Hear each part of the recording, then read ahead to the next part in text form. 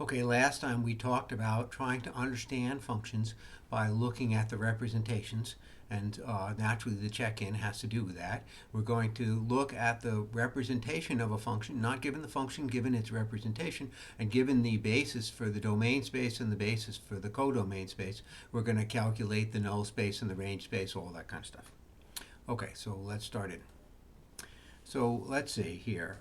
I write down the parts. I have that F is, the representation is the matrix 2, 1, minus 1, 3. The first basis is the one we've used so often, 1, 1, and 1 minus 1. And the second basis is same sort of thing, not too easy, not too hard. This is the basis for the codomain space, which happens also to be R2, minus 1, 0, and 2, 1. Okay. And the calculation that we did last time goes like this. We imagine that we're given an output, a member of the codomain. So of course the codomain members can be expressed uniquely with respect to this basis. So I'm going to imagine it's expressed as AB, and I'm asking myself which ABs are possible. So 2, 1A and minus 1, 3B. And I'm going to figure out what, which xy's, which members of, components of the representation of V with respect to B, which xy's are possible, which ABs are possible by figuring out here, I'll do the Gauss's method here and figure out which ABs can be the result of applying this matrix to some xy. Okay. So I'll spare you the arithmetic, which gave me a certain amount of trouble, and 1/2 row 1 plus row 2. Then also 1/2 row 1, and then 2/7 row 2, and then finally minus 1/2 row 2 plus row 1. And I ended up when all the smoke cleared with a 1, 0, and it says 3/7 A minus 1/7 B, and then 0, 1, and I got here over here 1/7 A plus 2/7 B. So kind of thing a person might need to do a couple of times. Okay, so what exactly is happening here is what we have figured out is that if you give me an AB from the representation of from the codomain, so given an AB from the codomain,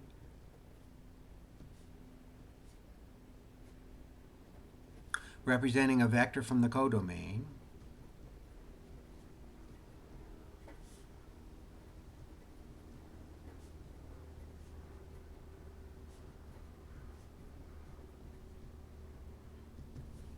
we know we know how to calculate x and y.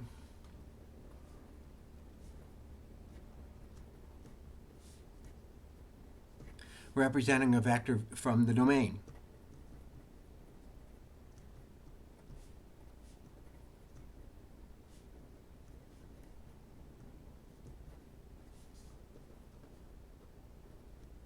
There are no restrictions. We didn't get a line that said something like 0 over here and 1/7 A plus 2/7 B. That would have told me that the only representations in the codomain that are possible are ones satisfying that restriction.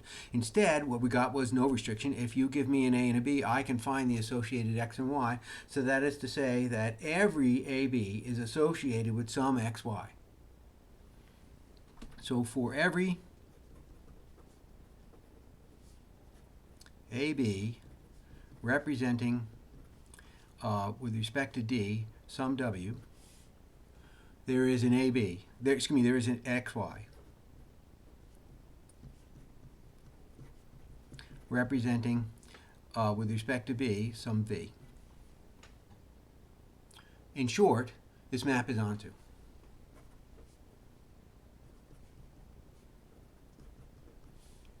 And the range space of F is all of the codomain. The range space of F is all of the codomain. The same calculation shows if you take A and B to be 0, then you're determining what's in the null space.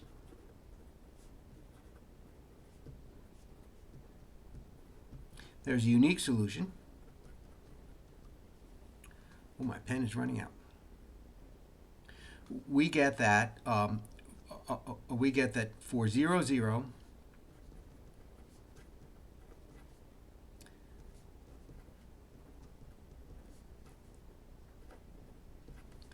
that's the representation with respect to D in the codomain, the representation with respect to D of the 0 vector.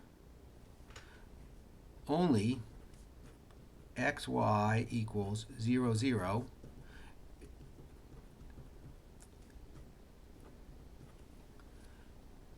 maps to it. So the same calculation, I know I expressed the details, but the same calculation shows how to think about the range space and how to think about the null space. So the null space here of F is the trivial subspace of the domain. So this map is 1 to 1.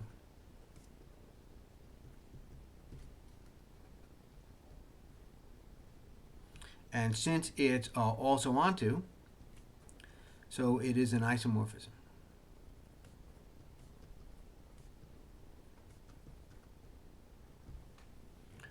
The map well, I haven't written down the map, but the map that is represented by this matrix with respect to these bases is an isomorphism from R2 to R2, and so I almost snuck it out there early. That makes it an automorphism. Okay, so we can calculate, remembering always that we're working with the representations, we can calculate facts about the map from their sort of computational shades, the sort of the matrices and the representations of the bases and etc. Okay. Okay, so next up, I want to think about the operations that we do with these matrices, that we do with these the computational aspects, the computational reflections of the underlying maps. And so we're thinking about here. Oops, let me click that away. We're thinking about here matrix operations. So I presented the point of view last time, the point of view that we're taking, that in some sense we have real things and we have things that are the sort of accounting aspects of those real things. So the real things are the vector spaces and the maps. And we use matrices and representations as a way to compute the vector spaces and the maps and compute the relationships between vector spaces which are expressed by the maps. So again, the matrix represents the map. We take the point of view that the map it is that is the primary object. Okay, all right. So what's the point of that? The point of that is that there are map operations. We already saw, multiply a map by a scalar. If I know what the linear map F does, then I know what the linear map 3F does. It just multiplies everything by 3. If I know what the linear maps F and G are, then I know what the linear map F plus G is. So the question is, if you're going to compute things, how do you compute those with matrices? Okay, fair enough. So I'm going to do sums and scalar products of matrices. Those will reflect the map facts. Before I give the definitions, can't overemphasize too much that we're starting with the maps. We're deriving the properties of matrices from those properties of maps. We're going to define that the sum of two matrices is whatever it takes to represent the sum of the two maps. And the scalar multiple of the matrix is whatever it takes to represent the scalar multiple of the map. It will turn out that the sum and scalar product definitions are easy, very easy. They're so easy that a person could miss that point. When you look at the definition of sum and scalar product of a matrix, you never ask yourself, why would you do such a crazy thing? Because it isn't a crazy thing, it's very straightforward. It's so straightforward that it could fool a person. We start with maps. That gives us a definition for sum and scalar product.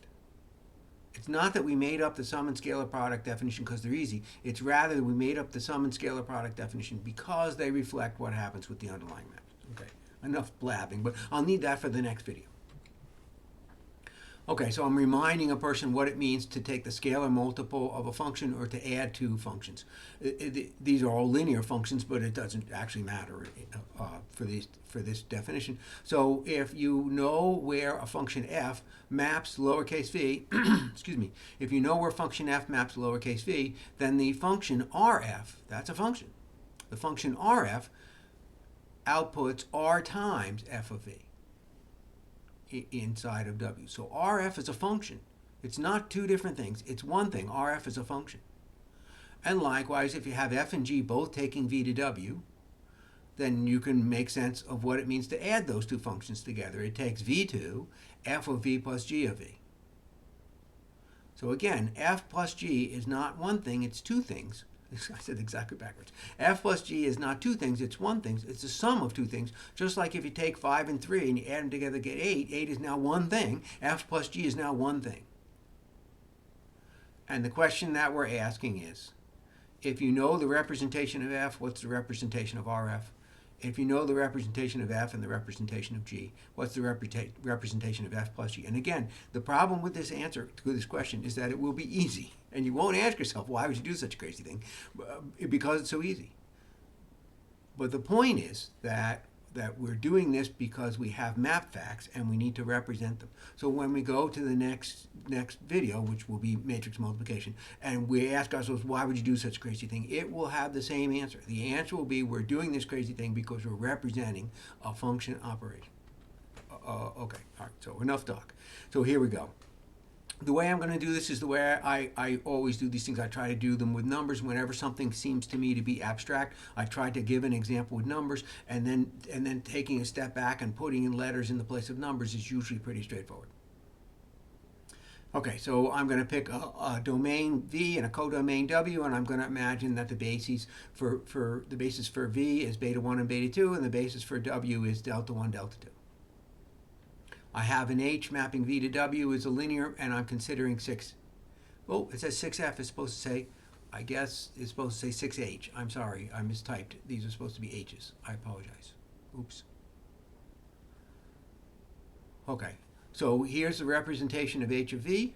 We know what 6 does to what the 6 does. It multiplies H of V by, it multiplies all the parts by 6, so you get 6W delta plus 6W1 delta plus 6W2 delta. So that's to say, if you have a W1 there and a W2 there, then in the 6H function, I apologize about the F's, in the 6H function, you should have a 6W1 and a 6W2. It's just to multiply, to figure out the representation of 6H, you multiply all its components of the outcome by 6, that's all. The entry by entry factor of 6, that's all. So you multiply everybody by 6. Easy. So just as a for instance, if you have a map H that's represented by a capital H that is 2, 1, 3, 4, then the action of H is you give it a V1, V2 representation, and you multiply it by 2, 1, 3, 4. We've seen that lots of times, 2 times V1, 1 times V2 sort of stuff. If you want to figure out what's the action of 6H, why it does 6 times, so instead of being 2V1, it's 12V1, instead of being V2, it's 6V2. And so the matrix representing 6H, what matrix is it that will give you an outcome of 12V1, 6V2? It's got to have a 12 and a 6. And 18V1, 24V2, it's got to have an 18 and 24. When you compare this to compare this, what's the comparison? Well, of course, it's 6 times. So to figure out the matrix representing 6H, you multiply everybody by 6. I don't think you're going to be astonished by what happens for the sum of two functions. If you have two linear functions from V to W, and you represent here f of V and g of V, f of lowercase v and g of lowercase v, then what happens when you take the sum of the two functions f plus g, y v goes to u plus v, And how does that affect the representations? Why the U1 and the U2 look like this. The W1 and the W2 look like so. Because that's what representation means. It means you take the first component, multiply by the first basis vector, second component, multiply by the second basis vector.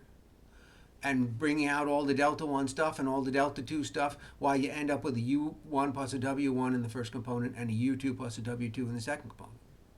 So that is to say, what will be the outcome of f plus v if this is the outcome of f and this is the outcome of f plus g if this is the outcome of f and this is the outcome of g? Why, you just plus them. Plus them. What matrix is it that gives you that? Why, of course, if this represents f and this represents g, then to get the plus of the two, you just take 2 plus 5 makes 7. 1 plus 8 makes 9. You add together component-wise. So to represent the map f plus g, you take the representation of f, of course same bases here. You take the representation of f and the representation of g and you add them together component by component. So it's the simplest thing that could possibly happen. Again, you start with a representation of f and a representation of g. Please, same b and d in both cases. Then the representation of the map f plus g is you add these together component-wise. Just like on the previous slide, we multiplied component-wise by r. Okay, so that gives me the definition for the scalar multiple of a matrix and the definition for the sum of two same-size matrices. The scalar multiple of a matrix is the result of the entry-by-entry scalar multiplication, and the sum of two same-size matrices is their entry-by-entry sum. So as a first example here, if this is A and this is C, then A plus C is going to be add the 1 and the 1 to make 2, add the minus 1 and the 0 to make minus 1, 2 plus 8 makes 10, 3 plus minus 1 makes 2. What about 5 times B? Multiply everybody in capital B by 5. Some of these are not defined. It doesn't make sense to add A to B. You don't imagine that there are extra zeros in A. That doesn't make any sense. It doesn't make any sense because the underlying functions don't match up. This has a three-dimensional domain. So whatever maps B represent have a three-dimensional domain. Whatever maps A represent have a two-dimensional domain. It doesn't make sense to add them. They just don't. They don't. Not the right types. So A plus B doesn't make any sense. B plus A doesn't make any sense. All that kind of stuff.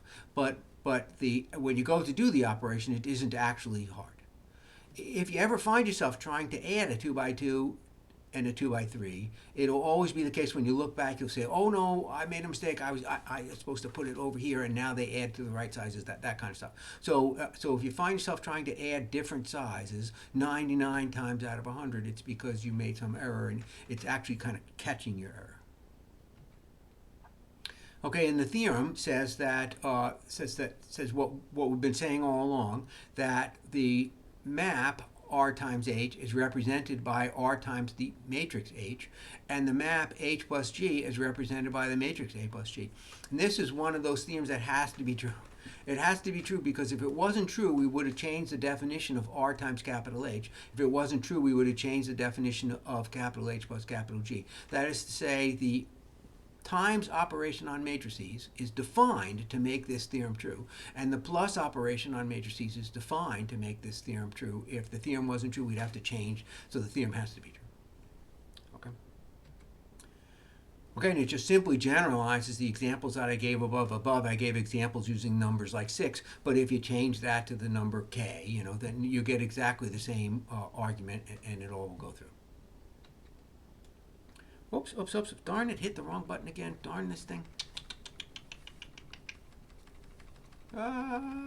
Much too much stuff here. Much too much stuff. There we go. Sorry about that. Okay, that's where we were. Okay, I've shown all my stuff, although very quickly, but shown all my stuff. We talked already about the zero matrix. Zero matrix has all entries that are zero. We write, of course, a capital Z sub n by m, or simply Z to indicate the size of the matrix. And then what I'm just observing that the zero matrix is the identity element for matrix addition, so that if you want to add two matrices, zero acts like zero in regular arithmetic. Okay. Okay. Okay, very good. When we come in next time, we're going to talk about the more complicated operation of matrix multiplication. You see that it has two parts. And again, the key idea to remember there, as a person is practicing the homework from the section that we just did, is that we don't define scalar multiplication of matrices and sum of matrices because it's easy. We define it because it reflects the underlying map. Then when we get to matrix multiplication, that will reflect something about the underlying maps, and it will all make sense. Make more sense. Okay, bye-bye.